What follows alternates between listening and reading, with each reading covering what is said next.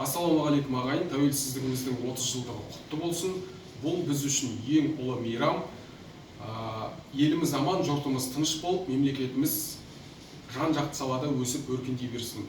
Азаттық үшін қазақтың талай хан батыры, боздағы қанын төгіп жанын берген, солардың бірі Сырым Батырға арнаған өлеңімді оқып берейін.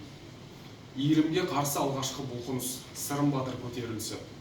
Тоқтатуға заманның өрт құйынын, қауқары жоқ қазақтың хан биінің, орманымды, өзен көлім, жерімді жұтып жатыр Ресей деген иірім, қымталмаған ашық-шашық ірге тұр, бодан елге әр апта құр күнде тұл, бірте-бірте дәстүр, тілім, дінімді бұл иірім жұтпасына кім кепіл? Ердің жанын тілгілесе мұң қылыш, жауғаттанбай жаталар ма тым тырыс? Сырым Батыр күрес туын көтерді, иірімге қарсы алғашқы бұлқыныс. Қазақ шулап желді күнгі орманша, жанарынан төкті жас пен зарғанша. Баһадүрлер күші басым дүлеймен, арпалысты қасыққаны қалғанша. Жұртына нұр шашу үшін жарық күн, ерлер көрді небір түрін тамықтың. Батырларды жұтқан қанды иірім, жұта алмады өр рухын халықтың.